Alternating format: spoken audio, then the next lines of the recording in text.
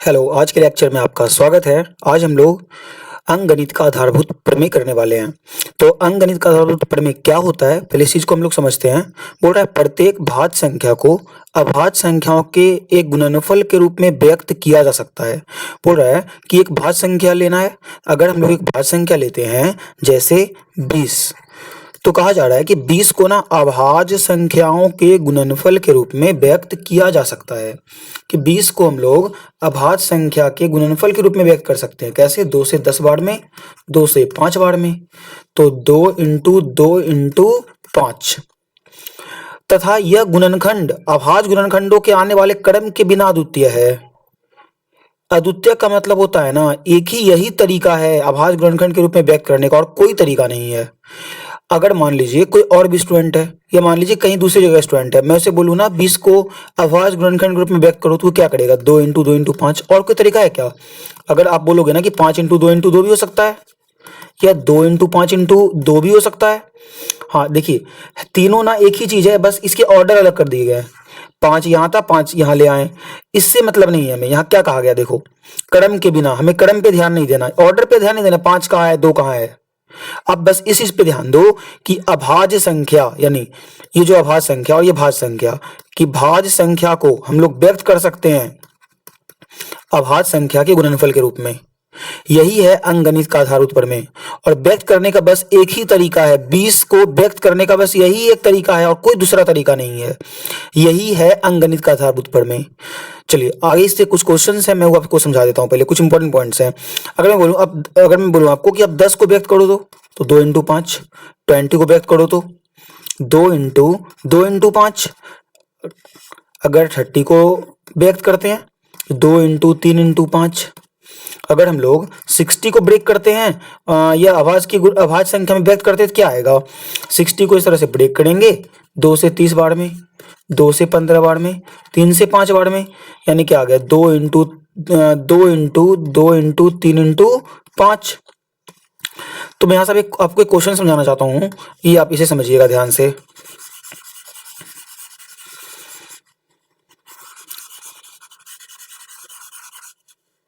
देखिए क्वेश्चन ये है, ये सारे नंबर के अंत में क्या है? 0, यानी ये सारे नंबर ना 0 पे अंत हो रहे हैं। तो आपको एक बात यहां से याद रखनी, पॉइंट याद रखनी है। कोई भी संख्या 0 पे तब अंत होगा जब उसके फैक्टर में 2 और 5 होंगे। देखिए सबके फैक्टर में 2 5 है, सबके फैक्टर में 2 5 है, तो ये बात आपको याद रखना है। कोई भी संख्या को शून्य पर समाप्त होने के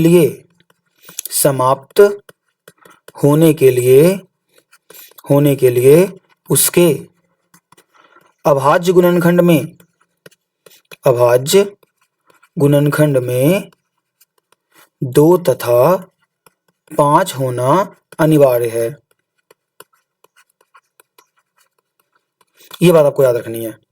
कोई भी संख्या ना 2 5 पे तब अंत होगा, कोई भी संख्या 10 पे तब अंत होगा या 0 पे तब अंत होगा जब उसके फैक्टर में क्या होंगे? 2 5 होंगे। अब इससे क्वेश्चंस भी रहेंगे, आप इस पॉइंट को नोट कर लीजिएगा। चलिए हम लोग अब इससे कुछ क्वेश्चंस हैं उसको देखते हैं। फर्स्ट क्वेश्चन है, निम्नलिखित संख्या को अभाज्य गुणनखंड के गुणनफल के रूप में व्यक्त कीजिए। तो फर्स्ट क्वेश्चन है, इसमें 140 को हमें व्यक्त करना है। तो 140 का हम लोग पहले फैक्टर कर लेते हैं। अगर 140 का हम लोग फैक्टर करेंगे तो ये आएगा 2 से 70 बार में, 2 से, फिर से 2 से 35 बार में खाएगा, 5 से 7 बार में, यानी क्या आ गया? 2 इंटू 2 इंटू 5 इंटू 7। या इसको लिख सकते हैं 2 का स्क्वायर, 5 का पावर 1, 7 का पावर 1, क्योंकि 2 2 बार आया, 5 एक बार और 7 एक बार। या नेक्स्ट क्वेश्चन है 156, 2 सती 14, 2 अठी 16, 2 तिया 6, 2 नमा 18, या 3 से 13 बार में। और कोई तरीका नहीं है, बस एक ही तरीका। तो क्या आएगा? 156 को जब ब्रेक करेंगे 2 इंटू 2, 3 इंटू 13, तो 2 कितने बार आया? 2 बार। 3 कितने बार आया? 1 बार। 13 कितने बार आया? 1 बार आया। तो और भी 3 क्वेश्चन ये आप कर लीजिएगा। हम लोग अगले क्वेश्चन की ओर बढ़ते हैं। इस क्वेश्चन में कहा जा रहा है कि हमें एचसीएफ और एलसीएम ज्ञात करना है और जांच करना है कि दो संख्या का गुणनफल बराबर होता है एचसीएफ गुना एलसीएम। ये इंपॉर्टेंट पॉइंट है, इसको आपको ध्यान भी रखना है अलग से। ये एक फॉर्मूला की तरह भी काम करेगा, इसमें हम लोग क्वेश्चंस भी देखने वाले हैं। आपको याद रखना है दो संख्याओं का गुणनफल बराबर एचसीएफ गुना एलसीएम, इसे याद रखना है आपको। चलिए पहले हम लोग एचसीएफ एलसीएम तो निकाल लेते हैं। मैं पहले बेसिक क्वेश्चन समझाता हूँ एचसीएफ एलसीएम निकालते कैसे हैं। देखो पहला क्वेश्चन है 26 91, हम लोग यहाँ पे अभाज्य गुणनखंड के द्वारा निकालने वाले हैं। 26 को ब्रेक करते हैं, 2 गुना 13 आएगा। 91 को ब्रेक करते हैं, 7 से 13 बार में खाएगा। तो एचसीएफ का मतलब होता है जो दोनों में कॉमन हो। दोनों में क्या कॉमन है? 13, तो 13 एचसीएफ होगा। एलसीएम क्या होगा फिर? पहले जो एलसीएम में कैसे निकालेंगे, तो एलसीएम में वही करेंगे, जो दोनों में कॉमन है उसको पहले लिख लेंगे और जो बचा उसको गुना कर देंगे। गुना करते हैं, अगर गुना करेंगे इसको तो ये कितना आएगा? देखो 13 दूनी 26 गुना 7, 7 छक 42 का 2 बचा 4, 14 4 18 182। अब हमें जांच करने भी कहा जा रहा है, तो आपको एचसीएफ एलसीएम निकालना आ गया होगा। तो एचसीएफ जो दोनों में सेम हो और एलसीएम जो दोनों में सेम है वो भी, और जो बचा उसको भी गुना कर देंगे लिख करके। तो अब जांच कैसे करेंगे इसे? तो जांच करने के लिए एक फॉर्मूला दिया गया है, दो संख्याओं का गुणनफल, दो संख्याओं का गुणनफल बराबर एचसीएफ गुना एलसीएम, एचसीएफ गुना एलसीएम। तो दो संख्या गुणनफल क्या होगा? 26 और 91 है ना, तो 26 गुना 91 बराबर एचसीएफ गुना एलसीएम करते हैं। तो एचसीएफ है 13 और एलसीएम है 182। तो इसको गुना करेंगे तो क्या आएगा बच्चों? देखो अगर हम लोग 13 और 182 को गुना करेंगे तो आप गुना करो, बताओ क्या आएगा? जब 13 182 गुना करेंगे तो यह आएगा 2366, 2366। आप कर लेना गुना, और इसे भी गुना करेंगे, ये भी क्या आएगा? 2366। तो देखो यानी यहां से हम कह सकते हैं ना कि हमें जो दो नंबर दिया जाएगा एचसीएफ एलसीएम निकालने के लिए उसका गुणनफल और जो एचसीएफ एलसीएम निकला उसका गुणनफल दोनों आपस में क्या होंगे? बराबर होंगे। तो ये फॉर्मूला आपको यहां से याद रखने हैं, दो संख्याओं गुणनफल बराबर एचसीएफ गुना एलसीएम, इसे आपको ध्यान रखना है। तो और भी क्वेश्चन है, ये से आप बनाइएगा, मैं कुछ और एक्स्ट्रा क्वेश्चन आपको बता देता हूं। देखिए 510 और 92 आपको ब्रेक कर लेना है, जो कॉमन होगा। चलिए मैं एक और क्वेश्चन कर देता हूं, एक क्वेश्चन और देख लो आप लोग।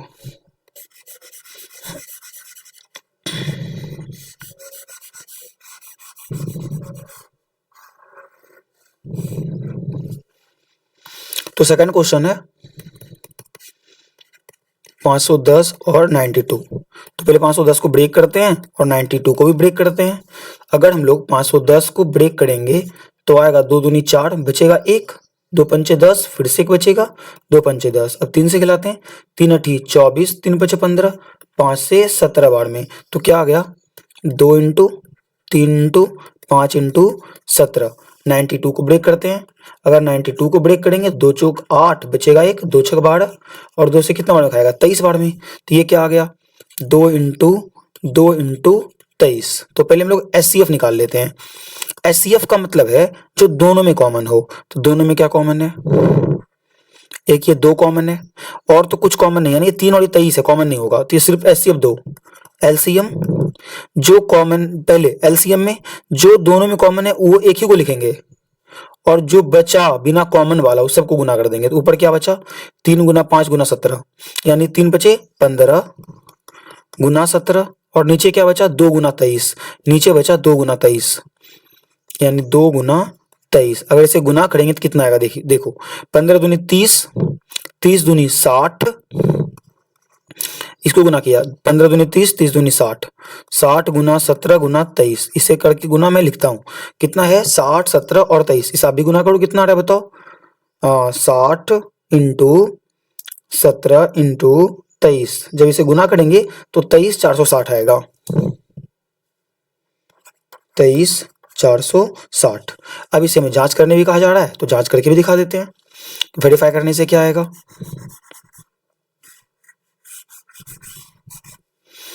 अगर इसे वेरीफाई करने में क्या करना होगा? दो संख्या गुणनफल, दो संख्या क्या है इस बार? 510 इंटू 92, एचसीएफ इंटू एलसीएम। तो एचसीएफ कितना आया? 2, एलसीएम कितना आया? 2 3 4 6 0। 2 3 4 6 0। तो दोनों को गुना करने पे ना बराबर आएगा, गुना करो, लास्ट में 0 0 लिख लेते हैं। 2 6 जा 12 बचा 1, 2 4 जा 8 9, 2 3 जा 6, 2 2 जा 4। गुना किया मैंने यहाँ पे, 2 छक 12 2 बचा 1, 2 चौक 8 1 9, 3 दूनी 6 और 2 दूनी 4। इधर भी गुना करेंगे तो यही आएगा 4 6 9 2 0। ये भी वेरीफाई हो गया। तो ये क्वेश्चन आपके लिए। तीसरा क्वेश्चन आप खुद से कर लेना।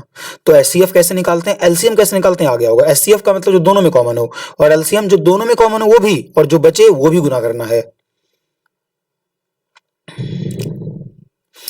नेक्स्ट क्वेश्चन आता है, अभाज्य गुणनखंड विधि द्वारा निम्नलिखित पूर्णांकों के एचसीएफ और एलसीएम ज्ञात करें। अब यहाँ पे जांच नहीं करना, सिर्फ एचसीएफ और एलसीएम ज्ञात करना है। तो चलिए देखिए, पहला क्वेश्चन है 12 15 21। तो यहाँ बोल ही दिया है अभाज्य गुणनखंड द्वारा 12 15 21। अगर 12 को हम लोग ब्रेक करते हैं, 2 × 2 × 3, 4 × 12 15, 3 × 5 15, 21, 3 × 7 21।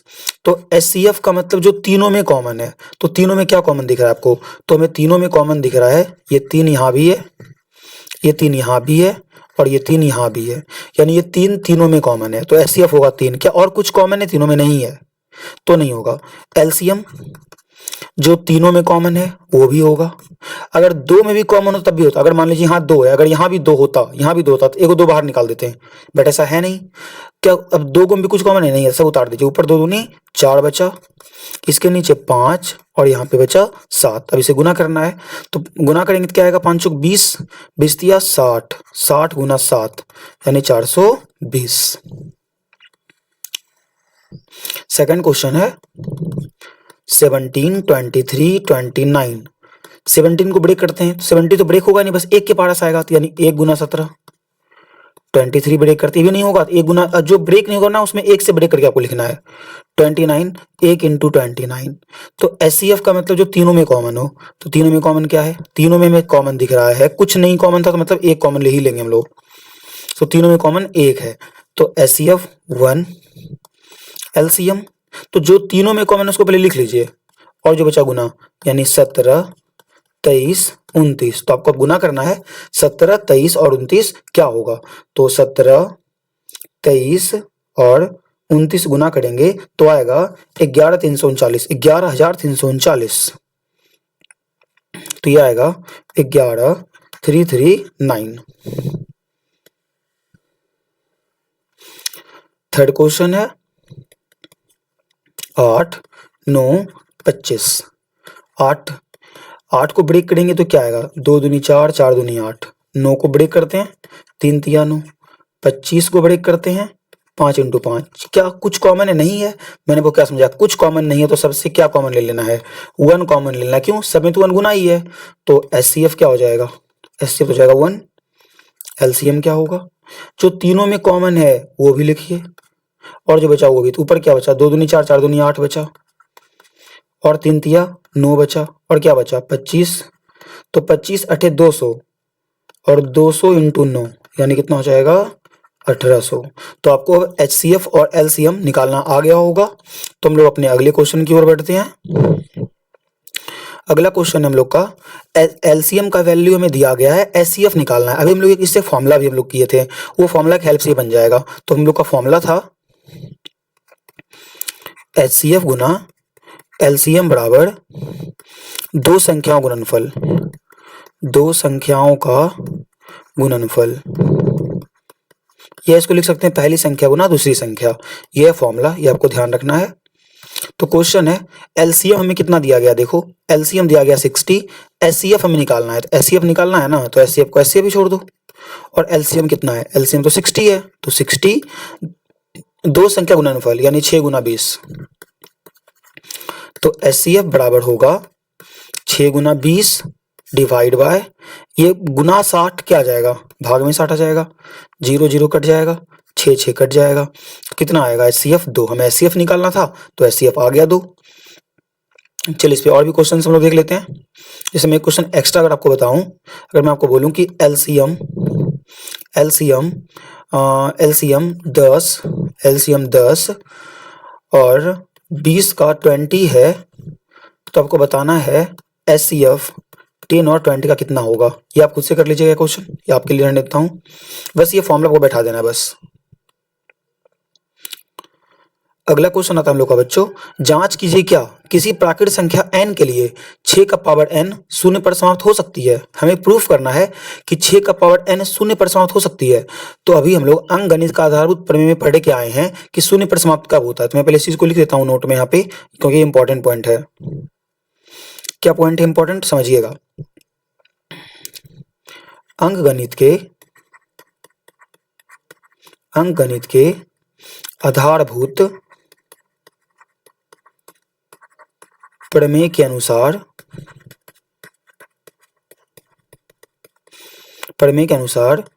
कोई भी संख्या को शून्य पर समाप्त होने के लिए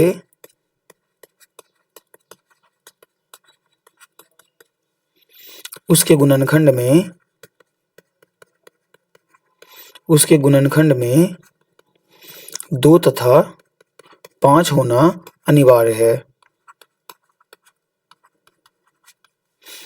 को देखो ना, 2 पंचे कितना 10, यानी 0 आ रहा है लास्ट में। तो कोई भी नंबर या कोई भी संख्या शून्य पर समाप्त तब होगा जब उसके गुणनखंड में कितने होंगे, 2 और 5। तो चलिए यहाँ लिखते हैं, पहले संख्या को हम लोग ए मान लेते हैं। माना संख्या ए है और ए बराबर में क्या दिया, 6 का पावर n। तो ए बराबर क्या है, 6 का पावर n। अब इसका फैक्टर करते हैं और फैक्टर करने के बाद 2 5 आना चाहिए। अगर इसका फैक्टर करेंगे तो क्या आएगा, 2 × 3 का पावर n। तो क्या शून्य पर समाप्त होगा, तो सीधा लिखेंगे नहीं होगा, क्योंकि यहाँ तो 5 है ही नहीं है, सिर्फ 2 है। तो यहाँ लैंग्वेज लिखते हैं कि चूंकि हम लोग जानते हैं अंकगणित के आधारभूत प्रमेय से कोई भी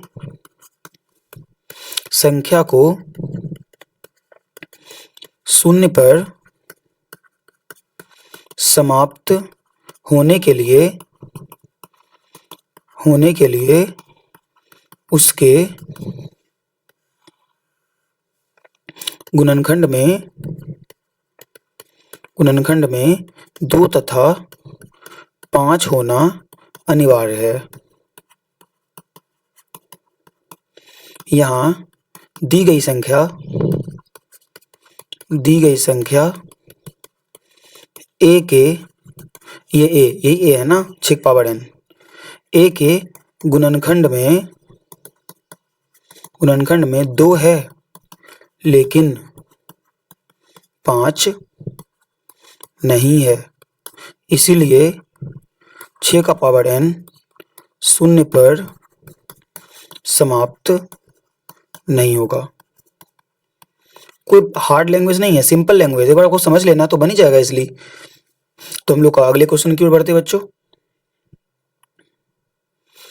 हम लोग का नेक्स्ट क्वेश्चन है, व्याख्या करना है कि ये जो नंबर हमें दिया गया है और एक ये जो नंबर हमें दिया गया है, दोनों भाज्य संख्या होना चाहिए। ये क्या होना चाहिए, भाज्य संख्या।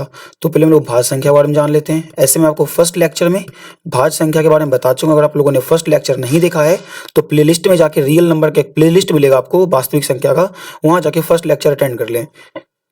तो यहाँ बोलते हैं वैसी संख्या जिसके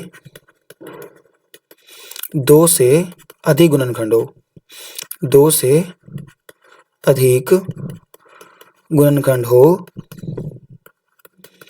उसे भाज्य संख्या कहते हैं।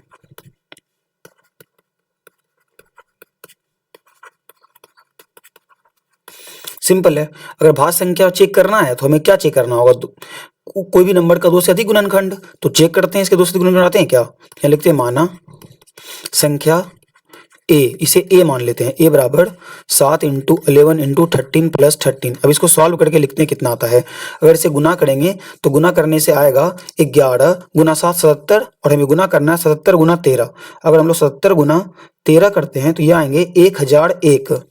अगर हम लोग इतना गुना करेंगे इन तीनों को तो ये आएंगे, ये तीनों गुना करने के बाद 1001 प्लस कितना है 13, तो जोड़ने से कितना आएगा 10 यानी 14। अब हम लोग का पूरा नंबर क्या आ गया सॉल्व होके, 1014 आ गया। अगर इसका फैक्टर करते तो फैक्टर क्या मिलेगा, देखो मैंने यहाँ क्या लिखा है, वैसी संख्या इसके दो से अधिक गुणनखंड हो। अगर दो से अधिक गुणनखंड हो गया तो भाज्य हो जाएगा। क्या इसके दो से अधिक गुणनखंड है, देखिए दो से अधिक गुणनखंड हो जाएंगे, आप खिला सकते हैं क्योंकि ये दो से भी खा रहा है, 2 पंचे 10, 2 से 14, 3 से भी खा रहा है, 3 एकम 3, 3 एकम 3, या तो आप ऐसे खिला लो, ऐसे खिला लो,